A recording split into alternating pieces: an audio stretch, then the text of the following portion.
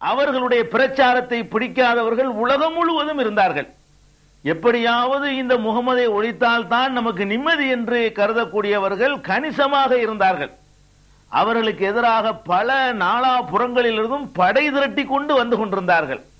அது மாத்திரமில்லாமல் பல போர்க்களங்களிலே மற்ற தளபதிகளைப் போல இல்லாமல் நேரடியாக களத்திலே சென்று போரிடக்கூடியவர்களாகவும் நபிகள் நாயகம் ஸல்லல்லாஹு அலைஹி வஸல்லம் இருந்தார்கள். இதெல்லாம் மனிதனுடைய உயிர் போவதற்கு அதிக வாய்ப்புள்ள நிகழ்வுகள். அப்ப அவங்களுடைய உயிரை எடுப்பதற்கு எதிரிகளும் இருந்தார்கள். அது எடுக்கணுங்கிற ஒரு வன்மமும் அவர்களுக்கு இருந்தது. அதற்கான வாய்ப்புகளும் இருந்தது. இதுக்கு மேல எப்படி இருந்தார்கள் என்று சொன்னால் ஒரு கோட்டை கொத்தளத்திலையும் இருக்கவில்லை. சாதாரண ஒரு குடிசையில சர்வசாதாரணமா மக்களோட நடமாடி கொண்டவங்க சொல்றாங்க, மக்களே, என்னை உங்களால் கொல்ல முடியாது, மனிதர்களால் என்னுடைய உயிருக்கு எந்த இடையூறு வராது என்று இறைவன் சொல்லி இருக்கிறான் என்கிறார்கள். அன்றைக்கு எதிரிகள் இதை வச்சே அவரை பொய்யாக்கி இருக்க முடியும்.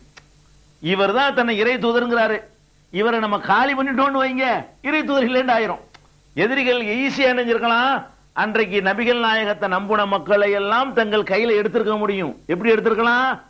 ரசூல் ஸல்லல்லாஹு அலைஹி வஸல்லம் அவர்களை கொலை பண்ணிட்டாங்கன்னு வைங்க, ஈஸியா கொலை பண்ணிட்டாங்கன்னு சொன்னா உடனே இவர் சொன்னது பொய்யா போச்சு, இவர் சொன்ன வாக்குறுதி நிறைவேறல, குர்ஆன்ல சொன்னக்கூடிய அந்த உத்தரவாதம் நிறைவேறல என்பது இறைவேதம் அல்ல, இறைவனுடைய கூற்று அல்ல என்று சொல்லி வந்தவர்களை எல்லாம் தங்கள் பாதையில திருப்பி இருக்க முடியும். பெரிய எதிரியாக கருதிய முகமது நபி அவர்களையும் உலகத்திலிருந்து அப்புறப்படுத்தி இருக்க முடியும். இப்படி இருக்கும்போது திருக்குர்ஆன் என்ன சொல்லுதுன்னு கேட்டா, வல்லாஹு யாசிமுக மினன் நாஸ், மனிதர்களிடமிருந்து உம்மை அல்லாஹ் காப்பான். இத பெருமான உலகத்துல அறிவிச்சாங்களே, இந்த அறிவிப்பு அவர்களுடைய வாழ்நாளில் நிறைவேறியதா இல்லையா? 23 வருஷம் நெருப்பாற்றில் நீந்துவதுன்னு சொல்லுவாங்களே, அதான் ரசூல் ஸல்லல்லாஹு அலைஹி வஸல்லம் வேலை. எல்லாரும் எதிர்த்தாங்க, சுரண்டலை எதிர்த்தாங்க, ஊழலை எதிர்த்தாங்க, புரோகிதர்களை எதிர்த்தாங்க, ஆதிக்கவாதிகளை எதிர்த்தாங்க, வட்டி கடைக்காரனை எதிர்த்தாங்க, சாராயம் காய்ச்சறவனை எதிர்த்தாங்க, தீமை செய்யறவனை எதிர்த்தாங்க. எல்லாரையும் எதிர்த்து நிக்கிற ஒருவர் என்னை உங்களால கொள்ள இயலாதுன்னு சொல்லி 23 வருஷம் வாழ்ந்துட்டு இயற்கையாக மரணம் அடைஞ்சிருக்கார். இயற்கையாகத்தான் எனக்கு மரணம் வருமே தவிர உங்களால் என்னை கொள்ள இயலாதுன்னு சொன்னார, இது ஒண்ணு பத்தாதா? அது கொல்ல முடியலையே, கொல்றதுக்கு முயற்சி பண்ண போதெல்லாம் தோல்வி ஆயிடுச்சு. அவர்கள் ஒரு ஊரை விட்டு கொல்வதற்காக ஊர் மக்காவில் வச்சே முயற்சி பண்ணாங்க, ஓடி போனாங்க, அல்லாஹ் தப்பிக்க வச்சான். எல்லாரும் திரண்டு இருந்து கூட கொல்ல முடியல. குகையில போய் பதுங்குறாங்க, குகை வரைக்கும் வந்துச்சு அந்த கூட்டம். அப்போ கூட அந்த குகையில இருந்த அவருடைய தோழர் சொல்கிறார், என்ன சொல்கிறாரு, நம்ம வந்துட்டாங்களே, எதிரிகள் வந்துட்டானே, நம்ம பாத்துருவானே, பிடிச்சிருவானே, லா தஹசன் இன்னல்லாஹ மானா, கவலைப்படாத, நம்மோட அல்லாஹ் இருக்கிறான். குகைக்குள்ள இருந்தாங்க, கிட்ட வரைக்கும் வந்தாங்க, அவங்கள ஒண்ணும் செய்ய முடியல, மனிதர்கள் கொல்ல முடியல. அங்கே இருந்து திரும்பி போறாங்க, மதீனாவுக்கு போயிடுறாங்க. போன பிறகு என்ன, ஒரு சந்தர்ப்பம் 2 சந்தர்ப்பமா அவர்களை கொல்லுவதற்காக வேண்டி பலவிதமான முயற்சிகள் அந்த எதிரிகள், உஹதுல, பத்ர்ல, ஹுனைன்ல, ஹந்தக்ல என்று எத்தனை போர்க்களங்கள். அவர்கள் சில போர்க்களங்களை காயம்பட்டார்கள், மற்றவங்க போல பின்னாடி நின்று உத்தரவு போடல, களத்துல நிக்கிறாங்க, முன்னணி வீரரா இருக்கிறாங்க, முதல்ல போய் ஆயுதம் தாங்கி போராடுறாங்க, என்னை கொல்ல முடியாது என்று டிக்ளேர் பண்ணிட்டு போய் அதை செஞ்சு காட்டுறாங்க. கொள்வதற்கு எல்லா வாசலும். இத்தனை வேடிக்கை என்னது தெரியுமா, அதிசயம் என்ன தெரியுமா, ஒருவரை கொள்வதற்குரிய எல்லா வாசலையும் திறந்து வச்சுட்டு சொல்றாங்க இதை. அதாவது இப்போ யார் வேண்டாலும் சொல்லலாம், இரும்பு கோட்டையில் உட்கார்ந்து கொண்டு 10,000 20,000 பேரை தன்னை சுத்தி பாதுகாப்புக்கு நிப்பாட்டி கொண்டு பலவிதமான நவீன ஆயுதங்களை பீரங்கியில் நிறுத்திக்கிட்டு என்னை யாரும் கொல்ல முடியாதுன்னு இன்னைக்கு டிக்ளேர் பண்ணலாம். அது கூட இன்னைக்கு முடியாது. அப்படிப்பட்ட ஒரு உலகத்தில் வாழ்ந்துகிட்டு இருக்கிறோம். இவர் என்னடான்னா வாசலை திறந்து போற, வாசலுக்கு பூட்டு இல்ல, வாயிற் காப்போன் இல்ல, அரண்மனை இல்ல, கூட 10 பேர் வரக்கூடாதுங்கிறாரு, சர்வசாதாரணமா நடந்து வீதியில போறாரு. இவர் இப்படி நான் போற அந்த முதல்ல குத்துறா பார்ப்போம், முடியாதுடா, என்னை கொள்ள இயலாதுடாங்கிறார். சில பல முயற்சிகள் அவர்கள் வாழுகிற காலத்தில் நடக்குது. நபிகள் நாயகம் ஸல்லல்லாஹு அலைஹி வஸல்லம் அவர்கள் ஒரு பிரயாணத்துக்கு போய்விட்டு திரும்பி வந்து கொண்டிருக்கிறார்கள், தோழர்களோட எல்லாம் அயர்ந்து தூங்குகிறார்கள்.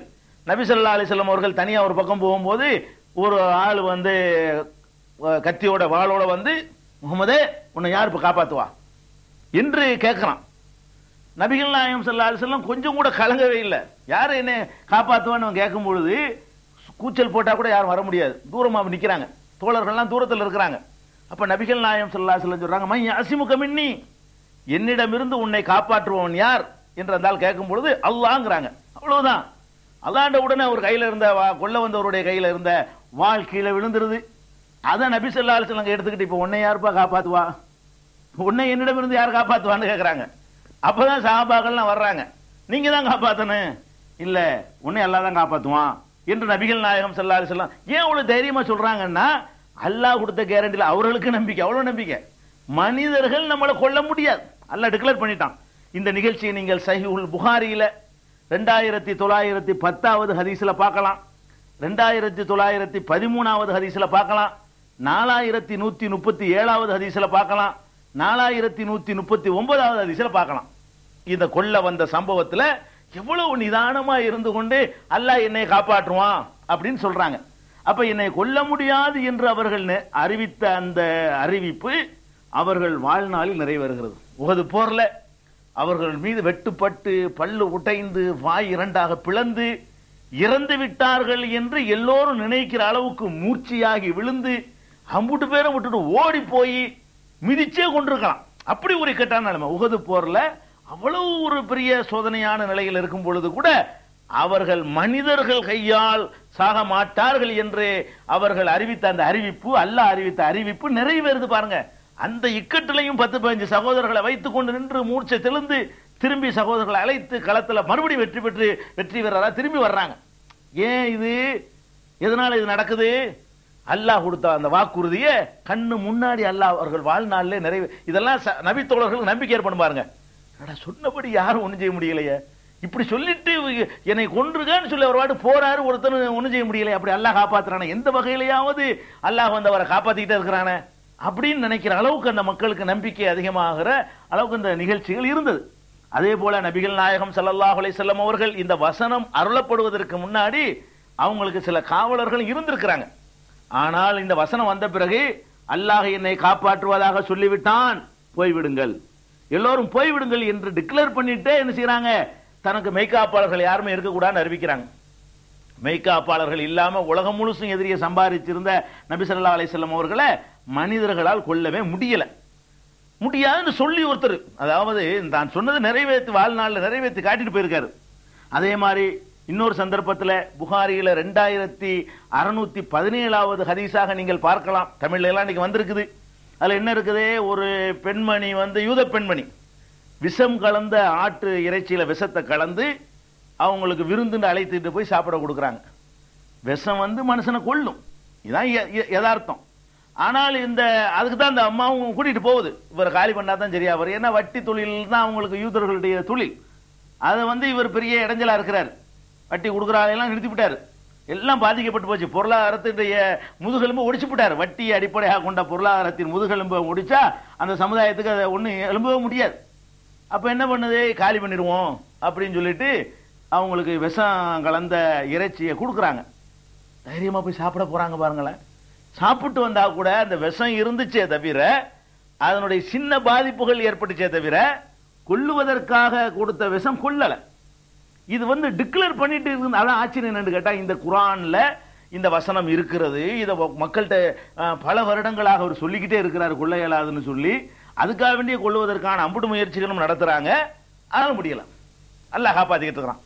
அப்ப அல்லாஹ் மனிதர்களிடமிருந்து என்னை காப்பாற்றுவான் என்று சொல்லிக்கொண்டு அந்த முன்னறிவிப்பை தம்முடைய வாழ்நாளிலேயே நிறைவேறியதை பார்த்துவிட்டு இயற்கையாக மரணித்தவர்கள் நபிகள் நாயகம் ஸல்லல்லாஹு அலைஹி வஸல்லம் அவர்கள்.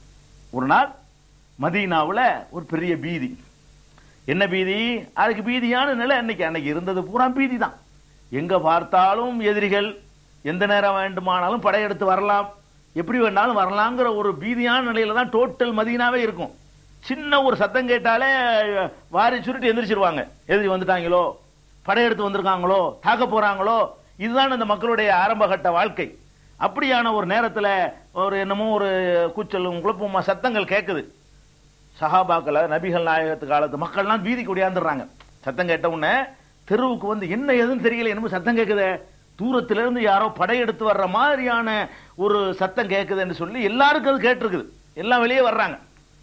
வந்தா எல்லாரும் வந்திருக்காங்க, நபிகள் நாயகம் ஸல்லல்லாஹு அலைஹி வஸல்லம் காணல. எல்லாம் வெளியே வந்துட்டாங்க. எதுக்கு பயந்துகிட்டு என்னமோ ஆயிருமோ, ஊரை காப்பாத்துறதுக்காக வேண்டி ஊர் எல்லைக்கு ஒடியாடுறாங்க. யார் வர்றா என்ன ஏதுன்னு சொல்லி.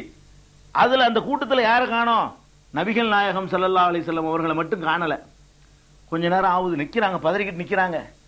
எந்த பகுதியிலிருந்து சத்தம் வருதோ அந்த பகுதியிலிருந்து தன்னந்தனியாக நபிகள் நாயகம் ஸல்லல்லாஹு அலைஹி வஸல்லம் அவர்கள் குதிரையில ஏறி மதீனாவை நோக்கி வந்துகிட்டு இருக்கிறாங்க.